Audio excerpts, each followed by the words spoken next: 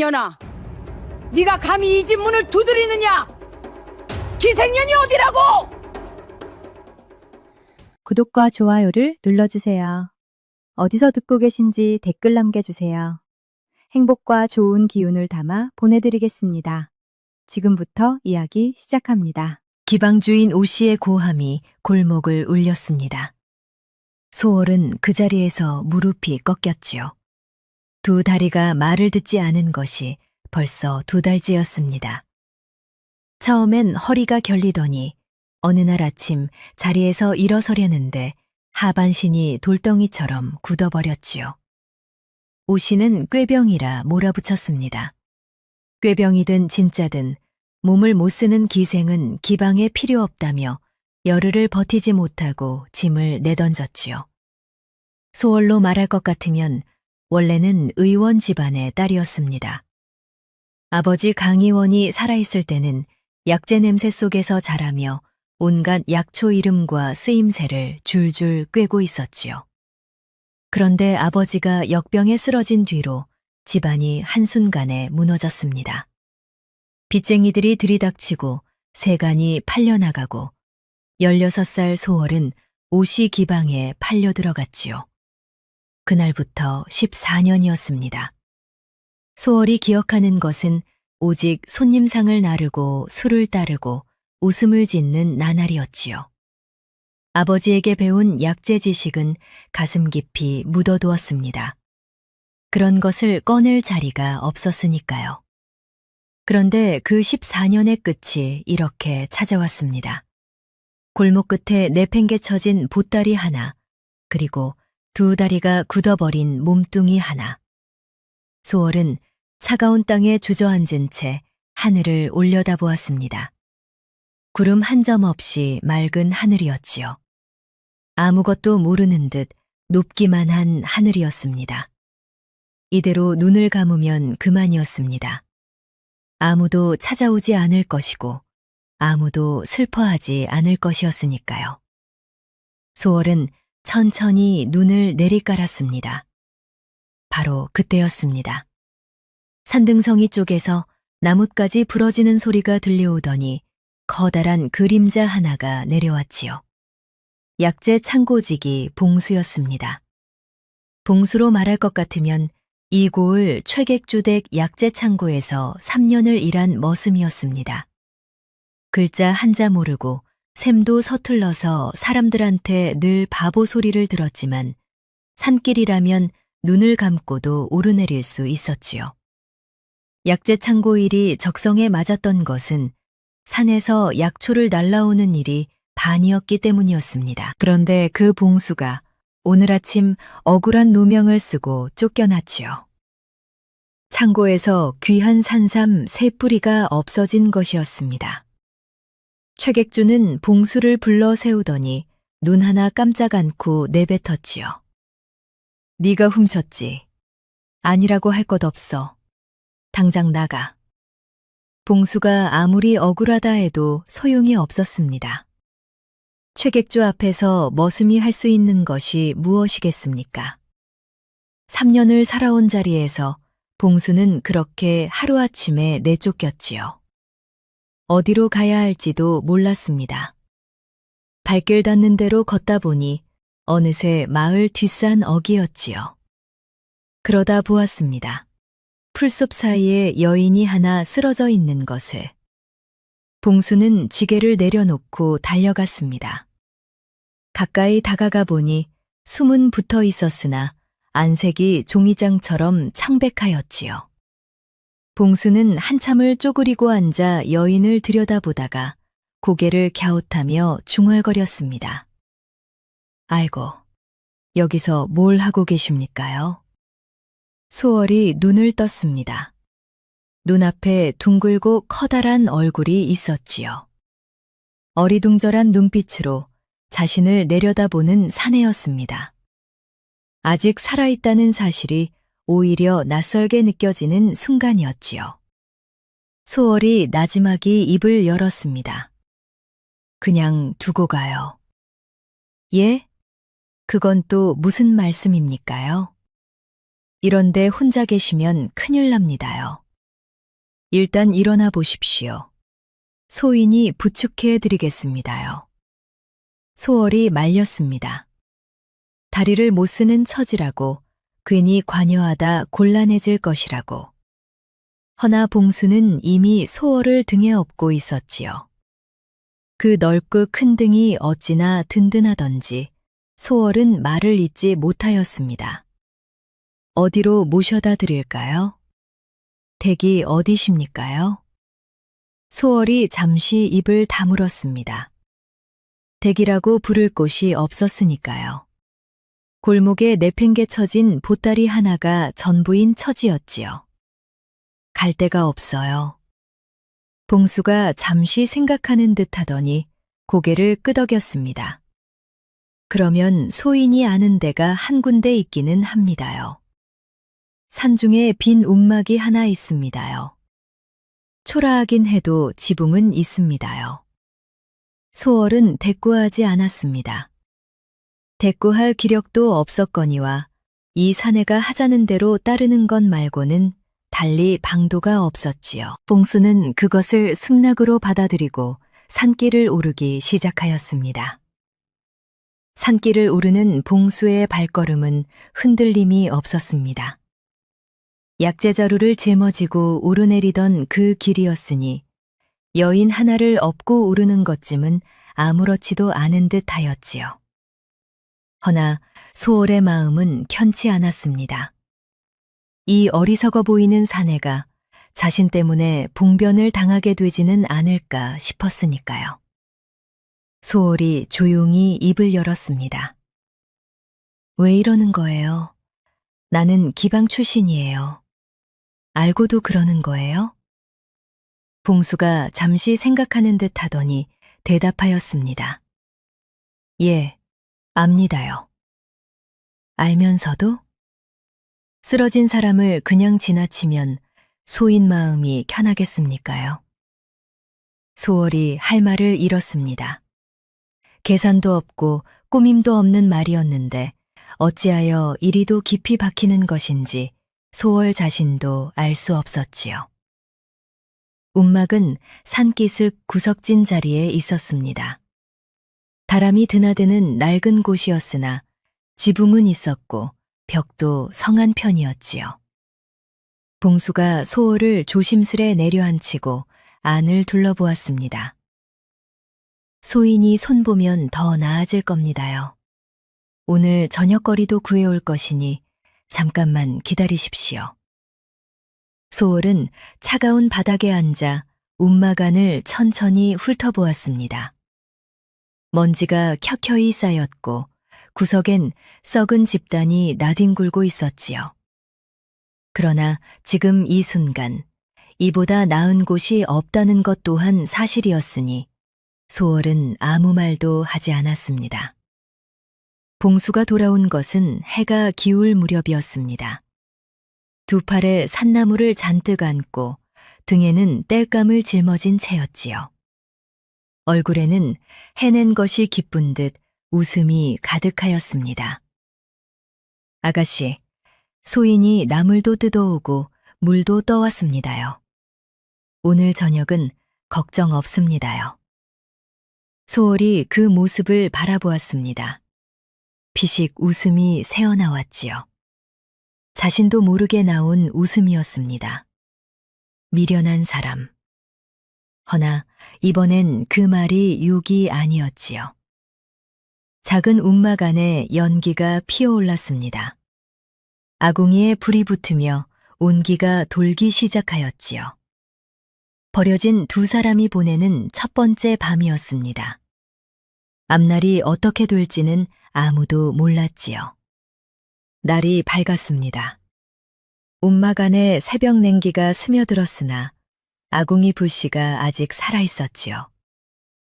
봉수가 먼저 눈을 떴습니다. 소월이 제대로 잠을 이루지 못하고 있다는 것을 알았기 때문이었지요. 소리 없이 일어나 나무를 더 얹었습니다. 불씨가 살아나며 움막 안이 다시 조금씩 따뜻해졌지요. 소월은 눈을 반쯤 뜬 채 그 모습을 바라보았습니다. 아무 말도 하지 않았지요. 허나 속으로는 생각하였습니다. 이 사내는 대체 어떤 사람인가? 어리석다 하였습니다. 미련하다 하였지요.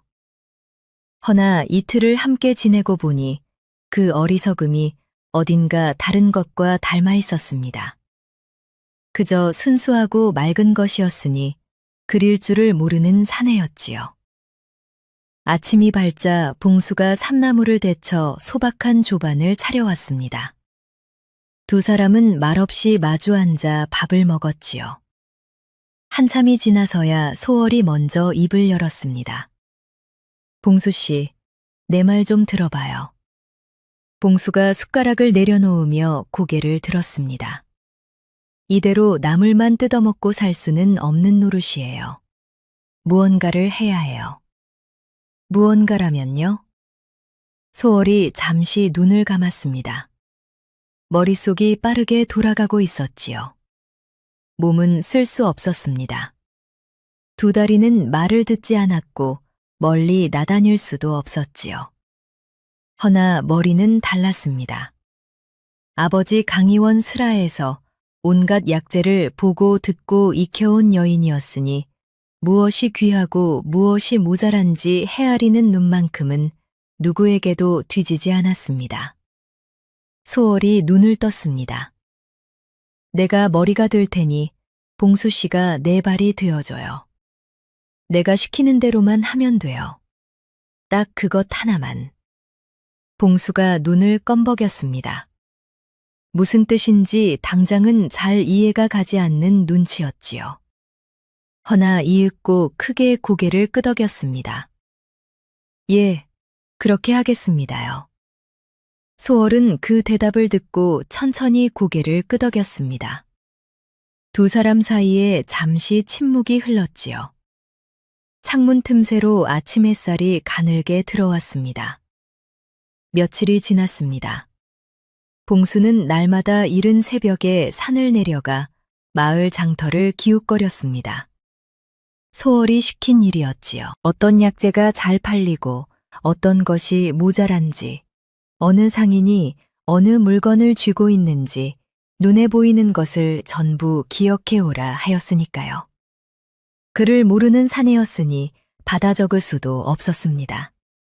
그저 두 눈을 크게 뜨고 귀를 세운 채 장터를 돌아다니는 것이 전부였지요. 봉수가 돌아올 때마다 소월은 꼼꼼히 물었습니다.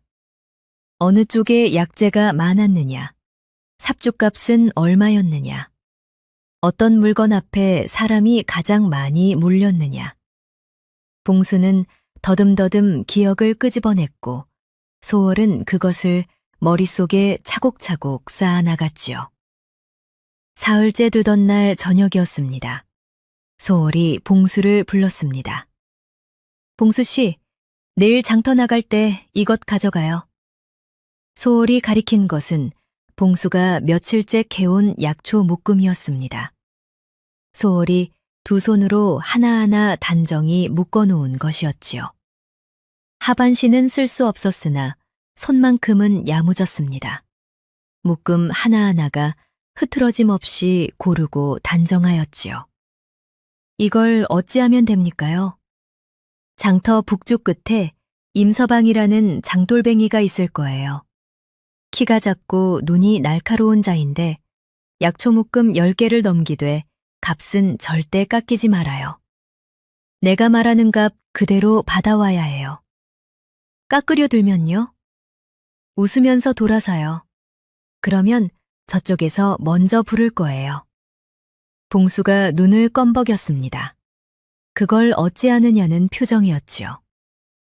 욕심 많은 자는 물건 앞에서 발이 먼저 떠나지 못하는 법이에요.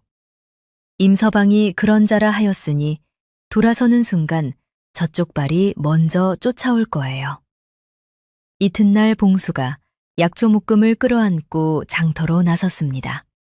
임서방은 소월이 말한 대로 장터 북쪽 끝에 있었지요. 봉수가 묶음을 내밀며 값을 불렀으나 임서방은 코웃음을 쳤습니다. 이 값이 말이 되는 소리요? 반은 깎아야지. 봉수는 잠시 멈추었습니다. 소월의 말이 떠올랐지요. 봉수는 씩 웃으며 묶음을 도로 끌어안고 돌아섰습니다. 그러슈. 소인은 그냥 가겠습니다요. 임서방의 발이 그 자리에서 멈칫하였습니다. 그러더니 봉수의 등 뒤로 목소리가 날아왔지요. 아, 잠깐만요. 그 값에 드리리다. 봉수가 돌아서며 웃었습니다. 소월이 말한 대로였습니다. 그날 봉수는 소월이 부른 값 그대로를 받아왔지요. 소월은 그 돈을 두 손에 쥐고 한참을 바라보았습니다. 보잘것없이 작은 돈이었지요. 허나 소월의 눈빛이 흔들렸습니다. 기방에서 14년을 살면서 제 손에 쥐어본 적 없던 것이었으니까요. 이것은 자신이 만들어낸 것이었습니다. 맞게 받아온 거예요? 예, 한 푼도 안 깎였습니다요. 소월이 고개를 들었습니다. 눈가가 희미하게 젖어 있었으나 목소리는 단단하였지요. 잘했어요, 봉수 씨. 봉수가 뒤통수를 긁으며 소리 없이 웃었습니다. 칭찬을 들은 것이 그리도 기쁜지 귀까지 빨개졌지요. 소월은 그 모습을 잠시 바라보다 작게 웃음을 흘렸습니다. 작은 시작이었으니 초라하고 보잘것없는 첫걸음이었지요. 허나 두 사람은 몰랐습니다. 이 작은 돈 몇 잎이 훗날 조선 팔도를 흔들 약재 유통망의 첫 씨앗이 된다는 사실을. 날이 거듭될수록 두 사람의 움직임은 바빠졌습니다. 봉수가 새벽마다 산을 오르내리며 약초를 캐오면 소월이 그것을 단정히 묶어 묶음을 만들었지요. 처음엔 10묶음이었던 것이 보름이 지나자 20이 되었고 20이 곧 30이 되었습니다. 임서방과의 거래가 거듭되면서 손에 쥐는 돈도 조금씩 불어났지요. 움막도 조금씩 손을 보았습니다.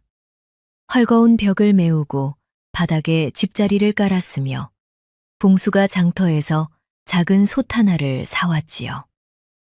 허나 잘 풀리는 일이 있으면 반드시 난관도 따르는 법이었습니다.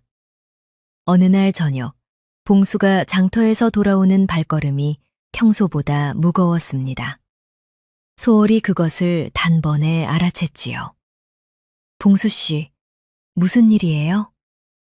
봉수가 머뭇거리다 입을 열었습니다. 장터에서 소인을 아는 사람을 만났습니다요. 최객주댁 창고에서 같이 일하던 놈인데요. 그놈이 그러는데 고을 약재 유통을 틀어진 최객주 어른이 소인들 얘기를 들었다 합니다요. 움막에서 약재 장사하는 반신불수 아가씨랑 쫓겨난 머슴이 제 구역에서 장사를 한다고 아주 못마땅해 한다 하던데요. 움막 안에 침묵이 흘렀습니다. 소월의 눈빛이 날카롭게 가라앉았지요. 최객주라. 소월은 최객주가 어떤 자인지 알고 있었습니다. 이 고을 장터에 물길을 틀어진 자였지요. 그의 눈밖에 나면 장터에서 발을 붙이기가 어려웠고 임서방 같은 장돌뱅이들도 최객주 눈치를 보지 않고는 움직이지 못하였습니다. 예상하지 못한 것은 아니었습니다. 허나 이리도 빨리 올 줄은 몰랐지요. 최객주가 움직인 것은 그로부터 이틀 뒤였습니다. 봉수가 장터에서 임서방을 찾았으나 임서방은 눈도 마주치지 않은 채 걸음을 재촉하였지요. 봉수가 뒤를 쫓아가 어깨를 잡자 임서방이 낮게 중얼거렸습니다. 미안하오. 나도 먹고 살아야 하지 않겠소. 최객주 어른한테 찍히면 이 장터에서 끝이오. 앞으로는 찾아오지 마시오. 봉수는 한동안 그 자리에 멍하니 서 있었습니다. 장터의 소란한 소리가 귓가를 스쳐 지나갔지요. 들고 온 약재 묶음이 갑자기 몹시 무겁게 느껴졌습니다. 봉수가 약재 묶음을 그대로 안고 돌아왔습니다. 팔지 못한 것이었지요. 소월 앞에 묶음을 내려놓으며 고개를 숙였습니다. 죄송합니다요, 소월 씨. 내 탓이 아니에요. 소월이 단호하게 잘랐습니다. 봉수가 고개를 들었지요. 소월의 눈빛은 흔들리지 않았습니다. 오히려 어딘가 더 단단해진 것 같았지요. 적이 누구인지 알면 두렵지 않아요. 두려운 것은 적이 어디에 있는지 모를 때뿐이에요. 그럼 어찌합니까요? 소월은 잠시 눈을 감았습니다. 머릿속이 빠르게 돌아가고 있었지요. 최객주를 피해 다른 장터를 찾는 것은 미봉책에 불과하였습니다. 최객주의 손길은 이 고을 어느 장터에나 뻗쳐 있었으니까요. 피하는 것이 답이 아니라면 남은 것은 하나였지요. 소월이 눈을 떴습니다. 최객주를 직접 찾아가야 해요. 봉수의 눈이 커졌습니다. 예? 직접이요? 그 어른이 우리를 반겨줄 것 같아요? 반겨주지 않아도 돼요. 다만 문을 열어주기만 하면 되는 거예요. 이튿날 봉수가 소월을 등에 업고 최객주를 향해 걸음을 내디뎠습니다. 소월은 봉수의 등 위에서 어젯밤 내내 생각해 두었던 것들을 다시 한번 머릿속으로 되짚었지요. 최객주가 요즘 한양에서 내려오는 귀한 약재 물량을 구하지 못해 속을 태우고 있다는 것. 장터에서 귀동량으로 얻어온 정보였습니다. 작은 쇠말이었지요. 허나 소월에게는 그것으로 충분하였습니다. 봉수씨, 최객주 어른을 뵙거든 딱 한마디만 해요. 소인이 귀한 약재 물량을 연결해 드릴 수 있습니다. 그 한마디면 돼요. 근데 소인이 어찌 귀한 약재를 구합니까요? 그것은 내가 생각할게요. 봉수 씨는 그 말만 전하면 그만이에요. 최객주는 봉수가 소월을 등에 업고 들어서도 눈썹 하나 까딱하지 않았습니다. 봉수가 목을 가다듬었습니다. 소월이 시킨 말을 떠올리며 또박또박 내뱉었지요. 거래를 하러 왔습니다요. 소인이 귀한 약재 물량을 연결해 드릴 수 있습니다요. 최객주의 눈빛이 순간 가늘어졌습니다. 한참을 두 사람을 번갈아 바라보더니 코웃음을 쳤지요. 어디 드러나 보자. 들어오거라. 사랑채 안으로 들어서자 최객주가 상석의 자리를 잡고 앉았습니다. 봉수가 소월을 조심스레 바닥에 내려앉혔지요. 최객주가 소월을 내려다보며 입을 열었습니다. 그래, 니놈들이 귀한 약재를 연결해준다고? 가소롭구나. 대체 뭘 안다고? 봉수의 주먹이 슬쩍 쥐어졌습니다. 허나 소월이 봉수의 어깨를 가만히 짚으며 입을 열었지요. 어른께서는 지금 소인의 다리를 보고 계세요. 허나 장사는 다리로 하는 것이 아니지 않습니까? 최객주의 눈빛이 미세하게 흔들렸습니다. 소월은 거기서 멈추지 않았지요. 한양 약재 유통 경로와 최객주가 놓치고 있는 중간 마진 물량이 막힌 이유까지 조목조목 짚어나갔습니다. 최객주의 팔짱이 천천히 풀렸지요. 최객주는 한동안 말이 없었습니다. 이윽고 굵은 손가락으로 탁자를 한번 두드리더니 낮게 내뱉었지요. 좋다. 한번 해보자꾸나. 단 물량이 제때 들어오지 않으면 그때는 앞으로 이 고을에서 장사는 끝인 줄 알거라. 봉수가 소월의 눈치를 살폈습니다. 소월은 최객주를 똑바로 바라보며 고개를 끄덕였지요. 그리하겠습니다.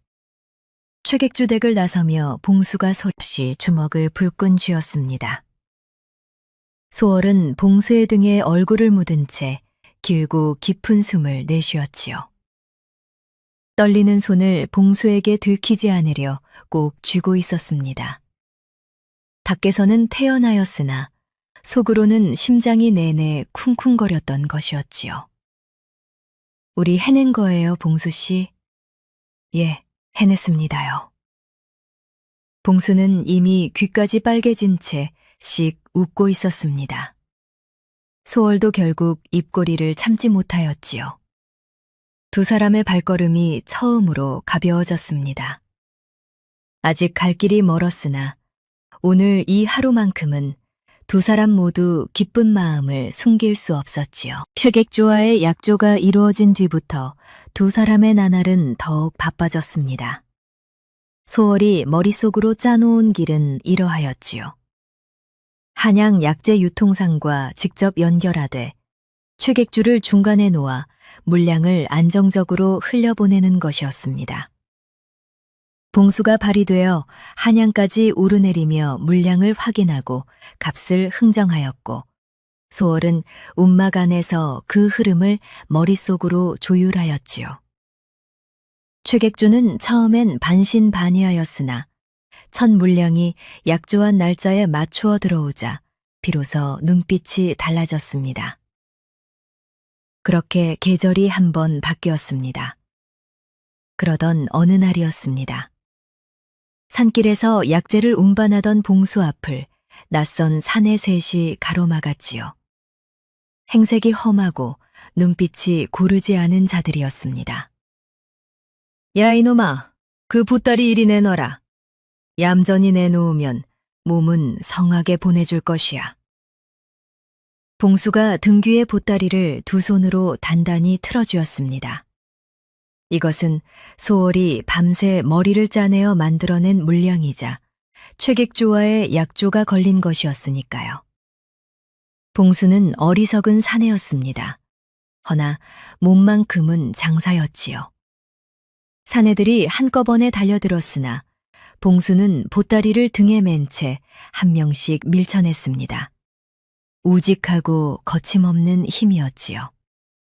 결국 사내들이 욕설을 내뱉으며 달아났고 봉수는 그 자리에 서서 가쁜 숨을 몰아쉬었습니다. 다행히 보따리는 멀쩡하였으나 봉수의 입술이 터지고 옆구리에 멍이 들었습니다. 그 몸으로 움막에 돌아오자 소월이 눈살을 찌푸리며 입을 열었지요. 이게 무슨 꼴이에요? 보따리는 지켰습니다요. 멀쩡합니다요. 소월이 아무 말 없이 물에 적신 천을 가져와 봉수의 입술을 눌렀습니다. 봉수가 찔끔하며 움찔하였지요. 아야, 가만히 있어요, 이 미련한 사람아. 보따리가 뭐가 대수예요?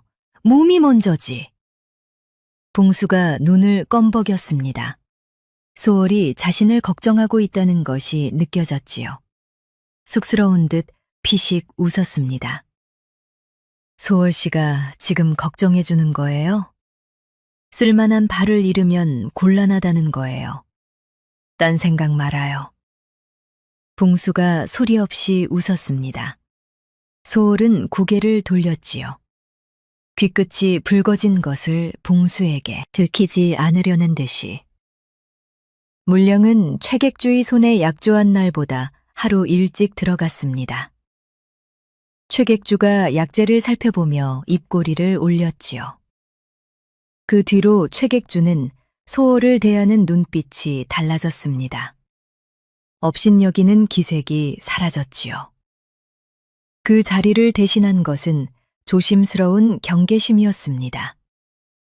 이 여인이 보통자가 아니라는 것을 비로소 인정한 것이었으니까요. 그날 밤 봉수가 움막 섬돌에 걸터 앉아 하늘을 올려다보고 있었습니다. 소월이 안에서 그 뒷모습을 바라보다 조용히 물었지요. 봉수 씨, 겁나지 않아요, 이 길이?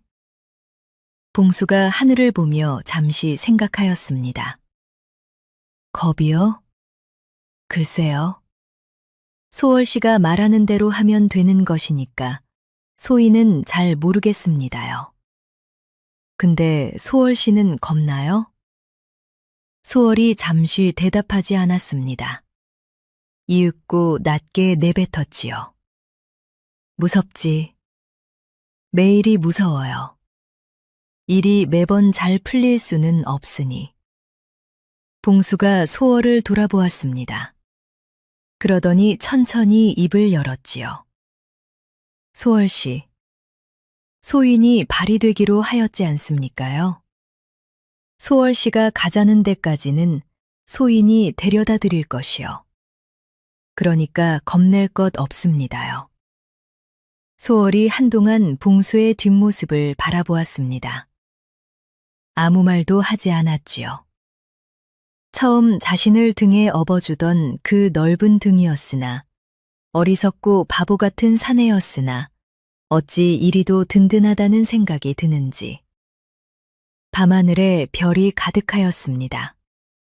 두 사람이 버려진 지 계절이 한 번 바뀌었지요. 아직 갈 길은 멀었으나 두 사람의 발은 이미 그 길 위에 단단히 서 있었습니다. 겨울이 문턱에 들어선 어느 날이었습니다. 산기슭 움막으로 향하는 좁은 길에 낯선 노인 하나가 나타났지요. 허리가 곧고 걸음이 느리지 않았습니다. 등에는 작은 약함이 하나 묶여 있었고 손에는 지팡이를 짚었으나 의지하는 것 같지는 않았지요. 마을에서 소문을 들었다 하였습니다. 반신불수 여인과 바보 머슴이 움막에서 약재 장사를 한다는 소문이었지요. 봉수가 움막 앞에서 노인을 막아섰습니다. 어디서 오신 분이요? 소인들은 아무나 들이지 않습니다요. 노인이 빙긋 웃었습니다. 겁낼 것 없느니라. 나는 의원 강진사라 하네. 이 구울에서 오래 살았지만 자네들 같은 이는 처음 보았네 그려. 몸이 불편한 이가 약재 장사를 한다 하여 궁금하기도 하고 한번 살펴봐 드리고 싶기도 하였네. 봉수가 고개를 돌려 안을 들여다보았습니다. 소월이 고개를 끄덕였지요. 봉수가 옆으로 비켜섰습니다. 강진사가 움막 안으로 들어서더니 말없이 소월의 곁에 앉았습니다. 소월의 손을 짚어보고 다리를 살피고 눈빛을 들여다보았지요. 한참이 지나도록 아무 말이 없었습니다. 봉수는 그 옆에서 두 손을 모은 채 안절부절 못하였지요. 읽고 강진사가 천천히 입을 열었습니다. 뼈가 상한 것이 아니라 기혈이 막힌 것이요. 오랜 과로와 냉기가 쌓여 경락이 닫혀버린 것이지. 완전한 회복을 장담하기는 어렵겠으나 꾸준히 침을 맞고 약을 다려 먹으면 어느 정도는 나아질 수 있어. 소월이 한동안 말을 잃었습니다. 기방에서 처음 몸이 이상하다 느꼈을 때부터 지금까지 누구 하나 제대로 살펴봐 준 적이 없었지요. 꾀병이라 하였고 팔자라 하였고 스스로도 이미 돌이킬 수 없다 여겼습니다. 허나 이 낯선 노인이 처음으로 말해 주었지요. 나아질 수 있다고. 그 말 한마디가 가슴 깊은 곳을 건드렸습니다. 오래 참아온 것이 한꺼번에 밀려오는 것 같았지요. 눈물이 났습니다. 소리도 없이 그저 볼을 타고 흘러내렸습니다. 봉수가 당황하여 어쩔 줄 몰랐습니다. 소월이 우는 것을 본 것이 처음이었지요. 커다란 손이 소월의 어깨 쪽으로 갔다가 멈추었습니다. 무엇라 해야 할지 알 수 없었지요. 결국 봉수가 내뱉은 말은 이것이었습니다. 소월 씨, 나을 수 있다 하지 않았습니까요? 근데 왜 우세요? 어리석은 위로였습니다. 꾸밈도 없고 말주변도 없는 말이었지요. 허나 소월은 그 말을 듣고 도리어 피식 웃어버렸습니다. 눈물과 웃음이 한꺼번에 나오는 이상한 순간이었지요. 바보야, 슬퍼서 우는 게 아니에요. 강진사가 조용히 입을 열었습니다. 나는 돈을 받지 않겠소. 대신 한 가지를 부탁하려 하오. 나도 이제 나이가 들어 몸소 움직이기가 어렵소. 내가 오랫동안 모아온 약재들이 있는데 그것을 필요한 곳에 유통시켜 주시겠소. 그것으로 약값을 퉁칩시다. 소월이 강진사를 바라보았습니다. 이 노인이 그냥 찾아온 것이 아니라는 것을 알았지요. 소문을 듣고 두 사람을 살펴보러 온 것이기도 하였으나 동시에 자신에게도 필요한 것이 있었던 것이었습니다. 소월은 천천히 고개를 숙였지요. 그리하겠습니다, 어르신. 그날부터 강진사가 이틀에 한 번씩 움막을 찾아왔습니다. 침을 놓고 약재를 다리고 소월의 상태를 꼼꼼히 살폈지요. 봉수는 강진사가 올 때마다 문 앞에서 맞이하고 돌아갈 때는 마을 어귀까지 배웅하였습니다. 처음엔 어색하였으나 이내 세 사람 사이에 조용한 신뢰가 쌓여갔지요. 강진사의 오랜 의원 인맥과 소월의 유통수완이 맞물리자 약재가 필요한 곳에 제때 닿기 시작하였습니다. 최객주도 이 흐름을 눈여겨보았지요. 침을 맞은 지 보름이 지났을 무렵이었습니다. 소월이 혼자 있는 탐을 타 조심스럽게 다리에 힘을 주어 보았지요. 예전 같으면 돌덩이처럼 꿈쩍도 하지 않았을 것이었습니다. 허나 이번엔 달랐습니다. 미세하게, 아주 미세하게 발끝이 떨렸지요. 소월은 그 자리에서 오래도록 그 감각을 붙들고 있었습니다. 누구에게도 말하지 않았지요.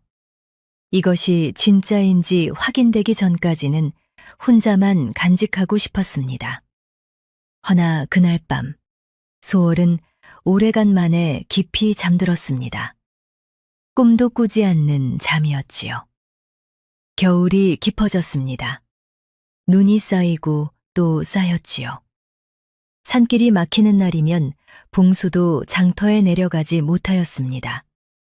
두 사람은 움막 안에서 머리를 맞대고 앞으로의 일을 따졌지요.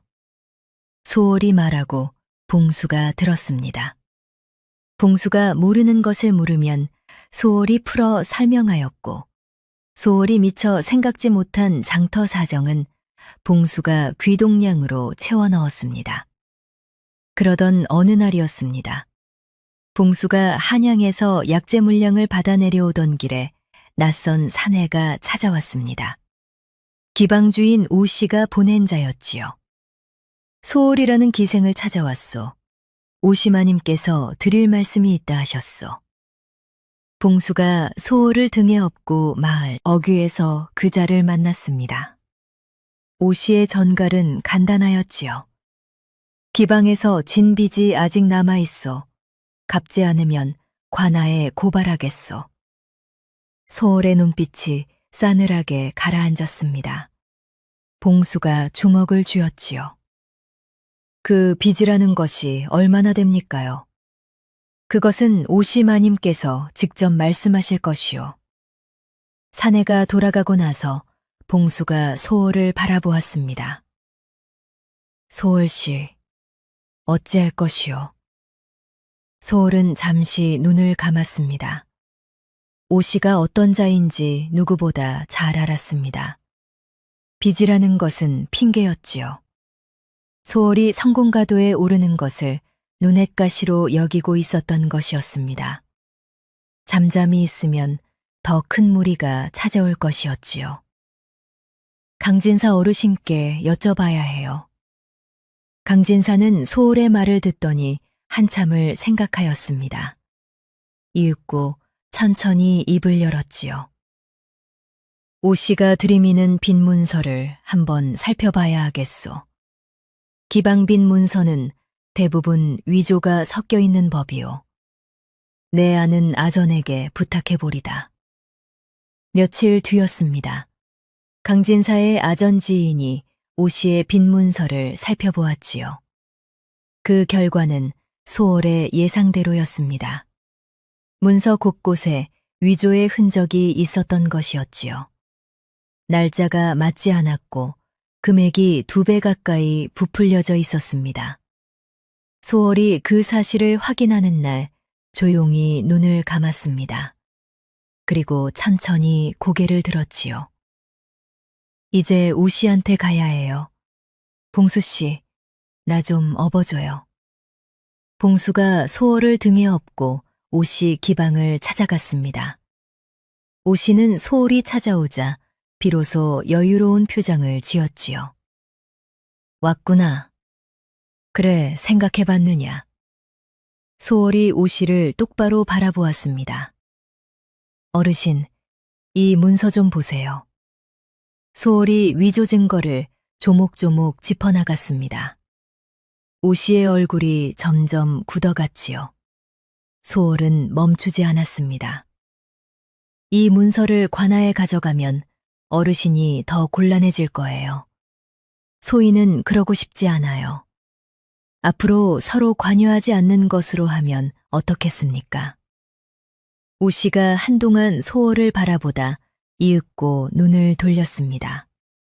더 말이 없었지요. 소월은 그것으로 충분하다는 것을 알았습니다. 오 씨 기방을 나서며 봉수가 소리 없이 주먹을 불끈 쥐었습니다. 소월은 봉수의 등에 얼굴을 묻은 채 길고 깊은 숨을 내쉬었지요. 이제 됐어요, 봉수 씨. 수고하셨습니다요, 소월 씨. 봉수의 목소리가 어딘가 뭉클하였습니다. 소월은 그 등 위에서 조용히 웃었지요. 두 사람의 발걸음이 다시 한번 가벼워졌습니다. 봄이 오고 있었습니다. 산기슭 나무들의 연한 초록빛이 돌기 시작하였고 새벽 공기에서 차가운 기운이 조금씩 거쳐갔지요. 봉수는 그 봄 기운을 온몸으로 맞으며 매일 아침 움막 밖으로 나갔습니다. 겨울 내내 기다리던 것이 드디어 왔다는 것을 알았으니까요. 강진사가 소월의 다리를 마지막으로 살피고 나서 천천히 침통을 거두었습니다. 봄이 지나면 한쪽 다리를 짚고 일어서는 것은 가능할 수도 있어.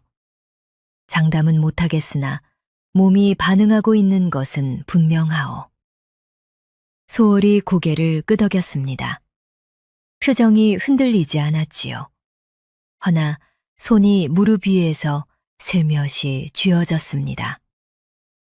강진사가 돌아간 뒤 봉수가 한동안 문 앞에 서 있었습니다. 소월이 그 뒷모습을 바라보았지요. 봉수 씨, 무슨 생각해요? 봄 되면 소월 씨 일어설 수 있다 하지 않았습니까요? 소인은 될 것 같습니다요. 장담은 못한다 하였어요. 소월 씨가 이때까지 안 된다 한 것이 하나도 없었으니까요. 소월이 한동안 봉수의 등을 바라보았습니다. 반박할 말이 없었지요. 어이없게도 그 말이 맞았으니까요. 결국 소월이 낮게 웃음을 흘렸습니다. 미련한 사람이 말은 제대로 하는구나. 그 무렵이었습니다. 장터에서 뜻밖의 소문이 들려왔지요. 최객주가 이 구울을 떠날 것이라는 소문이었습니다. 한양 쪽에서 더 큰 거래가 생겼다는 것이었지요. 최객주는 소월을 불러 말하였습니다. 나는 한양으로 올라갈 것이야. 허나 이 고을 약재 유통은 네 손에 맡기겠다. 네가 충분히 할 수 있을 것이야. 소월이 최객주를 바라보았습니다. 처음 움막 안에서 자신을 업신여기던 눈빛은 온데간데 없었지요. 감사합니다, 어르신. 최객주가 떠난 뒤 이 고을 약재 유통의 판이 두 사람의 손에 들어왔습니다. 임서방을 비롯한 장터 소상인들이 하나둘씩 두 사람 곁으로 돌아왔지요. 움막은 이제 기억 속에만 남아 있었고 두 사람이 사는 집은 반듯하고 조용하였습니다. 그리고 봄이 한창이던 어느 날 아침이었습니다. 봉수가 장터에 내려간 틈이었지요. 소월이 혼자 옥막 안에서 두 손을 바닥에 짚었습니다. 이를 악물고 천천히 팔에 힘을 주었지요. 몸이 올라갔습니다. 조금이었습니다. 아주 조금이었지요. 허나 올라갔습니다. 다리가 떨리고 온몸이 떨렸으나 쓰러지지 않았습니다. 소월은 그 자리에서 한참을 그렇게 버텼습니다. 숨이 가쁘고 땀이 났지요. 이윽고 힘이 풀려 다시 바닥에 내려앉았을 때 소월은 눈을 감은 채 오래도록 숨을 고르었습니다. 됐다. 봉수가 장터에서 돌아왔을 때였습니다. 문을 열다가 그 자리에 멈추었지요. 소월이 한쪽 손으로 벽을 짚은 채 비틀거리며 서 있었습니다. 두 발이 바닥을 딛고 있었지요. 완전하지 않았습니다. 금방이라도 쓰러질 것 같았습니다. 허나 서 있었습니다. 소월씨. 봉수가 달려들어 소월을 부축하려 하자 소월이 손을 들어 막았지요. 잠깐만요. 봉수가 그 자리에 굳었습니다. 소월이 벽에서 손을 떼었지요. 한 발, 두 발, 비틀거리고 또 비틀거렸습니다. 그러나 세 발째에 봉수의 가슴에 닿았지요. 봉수가 두 팔로 소월을 받아 안았습니다. 아무 말도 없이 봉수는 소월의 등을 조심스레 감싸준 채 꼼짝도 하지 않았지요. 소월도 말이 없었습니다. 봉수의 가슴에 이마를 대고 눈을 감았지요. 눈에서 뜨거운 눈물이 볼을 타고 흘러내렸습니다. 이번엔 참지 않았습니다. 봄빛이 열린 문 사이로 가득 쏟아졌습니다. 버려진 산 어귀에서 죽기를 기다리던 여인이 이제 두 발로 서 있었으니 비록 세 걸음이었으나 그 세 걸음이 얼마나 긴 시간을 건너온 것인지 두 사람만이 알았습니다. 봄이 깊어지면서 두 사람의 약재 유통망은 한층 넓어졌습니다. 이 고을을 넘어 인근 고을까지 소월과 봉수의 이름이 오르내리기 시작하였지요. 시내 있고 값이 정직하다는 소문이었습니다. 봉수는 여전히 그를 몰랐습니다. 숫자도 소월이 하라는 대로만 움직였지요. 허나 봉수와 한번 거래한 사람은 반드시 다시 찾아왔습니다. 이 사내가 속이는 법을 모른다는 것을 사람들이 먼저 알아보았으니 우직하고 묵묵한 신이가 어떤 말주변보다 깊이 사람의 마음을 얻었던 것이었습니다. 봉수가 며칠째 어딘가 이상하였습니다. 밥을 먹다가 멍하니 멈추었고 장터에서 돌아오는 길에 엉뚱한 골목을 돌기도 하였지요. 소월이 눈치채지 못할 리 없었습니다. 어느 날 아침 소월이 먼저 입을 열었습니다. 봉수씨, 며칠째 왜 그래요?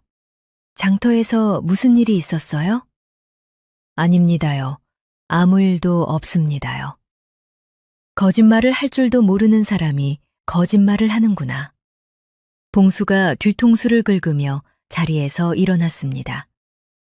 마당을 한 바퀴 빙 돌다가 다시 돌아와 소월 앞에 섰지요. 한참을 머뭇거리다 입을 열었습니다. 소월씨, 소인이 드릴 말씀이 있습니다요. 말해봐요. 소인이 소월씨랑 평생 같이 살고 싶습니다요. 혼례를 올리고 싶다는 말입니다요.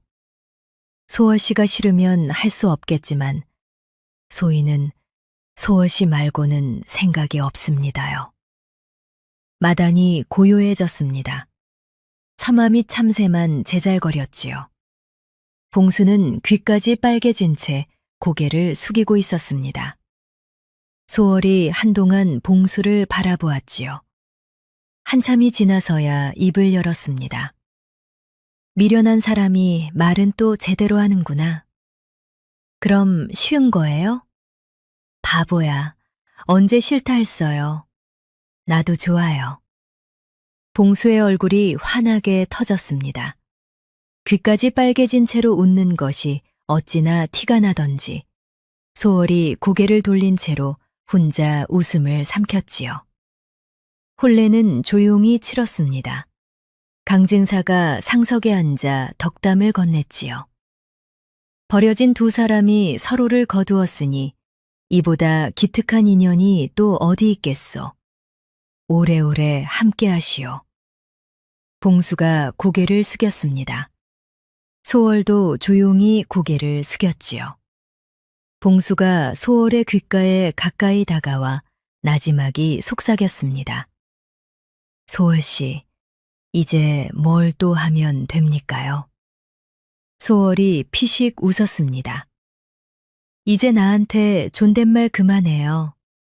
우리가 무슨 사이인데. 우선은 밥이나 먹어요, 이 미련한 사람아. 봉수가 크게 웃으며 밥그릇을 들었습니다. 봄바람이 두 사람의 혼례상 미를 지나갔지요. 그로부터 몇 해가 지났습니다. 두 사람의 이름은 한양에서 모르는 자가 없게 되었지요. 약재에서 시작한 것이 비단과 소금으로 번져나갔고 한양 상계에서 소월의 이름은 곧 신의와 명민함의 두 글자로 통하였습니다. 봉수의 이름은 우직함과 믿음의 두 글자로 통하였지요. 두 이름이 함께 불릴 때 사람들은 고개를 숙였습니다. 그해 가을이었습니다. 강진사가 마지막으로 소월의 다리를 살피고 나서 천천히 침통을 거두었지요. 그러더니 말없이 빙긋 웃었습니다. 소월이 그 웃음의 뜻을 알았지요. 그날 오후 소월은 지팡이를 내려놓았습니다. 그리고 걸었습니다. 비틀거리지 않았지요. 한 발, 두 발. 마당을 가로질러 대문까지 멈추지 않고 걸었습니다. 봉수가 그 모습을 보다가 그 자리에 주저앉았습니다. 울지 않으려 하였으나 어쩔 수 없었지요. 소월아, 걷는다. 나도 알아요, 이 바보야. 소월이 봉수 앞에 우뚝 섰습니다. 지팡이 없이 두 발로. 봉수가 올려다보았지요. 소월이 내려다보았습니다. 그 눈빛에 오랜 것들이 다 담겨 있었지요. 산어기의 차가운 땅, 낡은 움막, 임서방과의 첫 거래, 최객조와의 단판, 눈 쌓인 산길, 그리고 새걸음. 그 모든 것이 지금 이 두 발 아래에 있었습니다. 두 사람이 나란히 대문 앞에 섰습니다. 한양에서 제일 가는 약재상 부부라 불리게 된 두 사람이었지요. 버려지고 쫓겨나고 산에 내던져졌던 두 사람. 허나 지금 이 순간 두 사람의 발 아래에 조선이 있었습니다. 봉수가 소월을 바라보았습니다. 소월도 봉수를 바라보았지요. 서로 아무 말도 하지 않았습니다. 가을바람이 두 사람 사이를 지나갔습니다. 낙엽이 날리고 저 멀리 산이 보였습니다. 저 산 어딘가에 낡은 움막이 있었지요. 두 사람이 처음 만난 곳이었고 아무것도 없이 시작한 곳이었습니다. 그러나 지금 이 자리에는 모든 것이 있었습니다. 두 사람에게 진정한 봄이 온 것이었지요. 오늘 이야기는 여기까지입니다. 재밌게 보셨다면 좋아요와 구독 부탁드려요. 시청해주셔서 감사합니다.